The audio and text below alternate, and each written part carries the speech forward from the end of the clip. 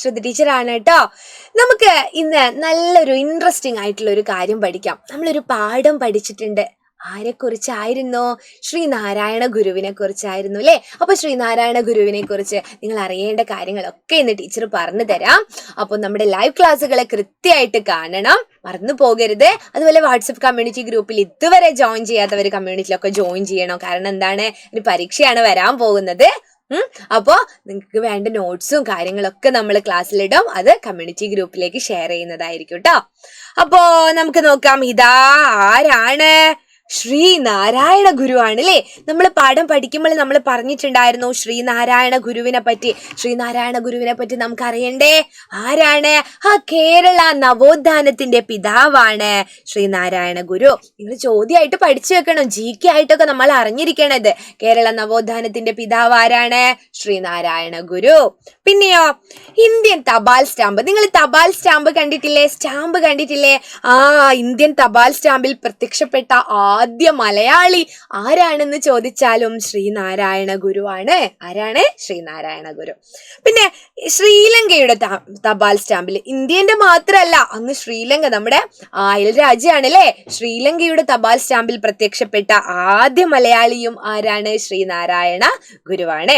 പിന്നെയോ ഈ ശ്രീനാരായണ ഗുരുവിന്റെ ആദ്യത്തെ പേരെന്തായിരുന്നു എന്നറിയോ? നാണു ആശാൻ. നമ്മൾ പഠിച്ചിട്ടുണ്ട്, പാഠഭാഗത്ത് നമ്മൾ അറിഞ്ഞിട്ടുണ്ട്, നാണു ആശാൻ എന്നാണ് കേട്ടോ.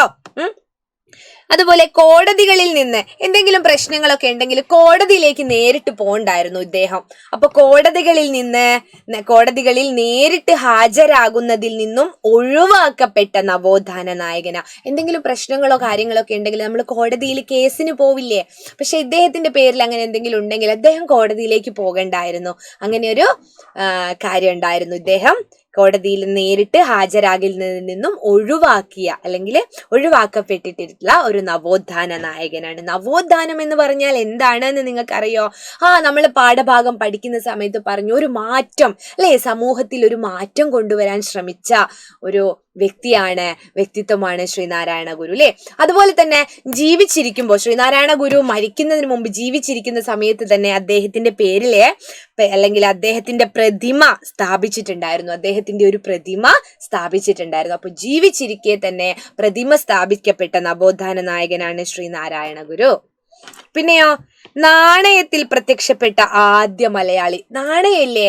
നാണയത്തിലും ഇദ്ദേഹം, നമ്മൾ തപാൽ സ്റ്റാമ്പിൽ പറഞ്ഞു, അതുപോലെ നാണയത്തിലും ശ്രീനാരായണ ഗുരു പ്രത്യക്ഷപ്പെട്ടിട്ടുണ്ട്. അദ്ദേഹത്തിന്റെ ചിത്രം കൊത്തിയിട്ടുള്ള ഒരു നാണയമൊക്കെ പുറത്തിറങ്ങിയിട്ടുണ്ട് കേട്ടോ. അതുപോലെ കേരളത്തിൽ ഏറ്റവും കൂടുതൽ പ്രതിമകൾ സ്ഥാപിക്കപ്പെട്ടിട്ടുള്ള വ്യക്തി ഇദ്ദേഹത്തിൻ്റെതാണ് കേട്ടോ. ഇദ്ദേഹത്തിന്റെ പ്രതിമകളാണ് ഏറ്റവും കൂടുതൽ സ്ഥാപിക്കപ്പെട്ടിട്ടുള്ളത്. പിന്നെയോ ഇദ്ദേഹത്തിന്റെ ശ്രീനാരായണ ഗുരു ജയന്തിയും സമാധിയും അല്ലെ, അദ്ദേഹം മരിച്ച ദിവസവും ജനിച്ച ദിവസവും എന്താണ്? അവധിയാണ്. നമുക്ക് എല്ലാവർക്കും അവധി പ്രഖ്യാപിച്ചിട്ടുള്ള ഏക നവോത്ഥാന നായകൻ ആര് എന്ന് ചോദിച്ചാലും ശ്രീനാരായണ ഗുരുവാണ്. പിന്നെ അദ്ദേഹം പറഞ്ഞിട്ടുണ്ട്, നമ്മൾ പറഞ്ഞു മാറ്റങ്ങൾ കൊണ്ടുവരാൻ ശ്രമിച്ച ആളാണ് എന്നല്ലേ. എന്തൊക്കെയാ മാറ്റങ്ങള്? മതമേതായാലും മനുഷ്യൻ നന്നായാൽ മതി എന്ന സന്ദേശം ആരുടേതാണ്?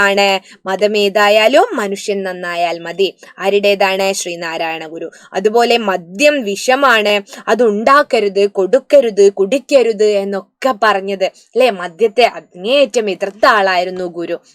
അതുപോലെ G. ശങ്കരക്കുറുപ്പിനെ കേട്ടിട്ടില്ലേ? കവി G. ശങ്കരക്കുറുപ്പ് ജ്ഞാനപീഠ അവാർഡൊക്കെ ലഭിച്ച ആദ്യ മലയാളി ആണല്ലേ G. ശങ്കരക്കുറുപ്പ്. അദ്ദേഹത്തെ എന്താ വിശേഷിപ്പിച്ചെന്നറിയോ? രണ്ടാം ബുദ്ധൻ എന്നാണ് വിശേഷിപ്പിച്ചത്. ഏഷ്യയുടെ പ്രകാശം എന്നറിയപ്പെടുന്നത് ശ്രീബുദ്ധനാണ്. ഇപ്പോ ശ്രീനാരായണ ഗുരുവിനെ G. ശങ്കരക്കുറുപ്പ് വിശേഷിപ്പിച്ചത് എന്താണ്? രണ്ടാം ബുദ്ധൻ അല്ലെ. ബുദ്ധൻ നമ്മുടെ ശ്രീബുദ്ധനെ കൊണ്ടാണ്. അപ്പൊ രണ്ടാം ബുദ്ധൻ എന്ന് G. ശങ്കരക്കുറുപ്പ് ശ്രീനാരായണ ഗുരുവിനെ വിശേഷിപ്പിച്ചു. അപ്പൊ ശ്രീനാരായണ ഗുരുവിനെ പറ്റി ഒരുപാട് കാര്യങ്ങൾ മക്കൾ അറിഞ്ഞില്ലേ? ഇതുപോലത്തെ മറ്റു വീഡിയോകളുമായിട്ട് ടീച്ചർ വരാം. അപ്പൊ ഇന്ന് നമ്മൾ ശ്രീനാരായണ ഗുരുവിനെ കുറിച്ചായിരുന്നു പഠിച്ചത്. മറ്റൊരു വീഡിയോ ആയിട്ട് അടുത്ത ക്ലാസ്സിൽ കാണാം. അതുവരേക്കും ബൈ.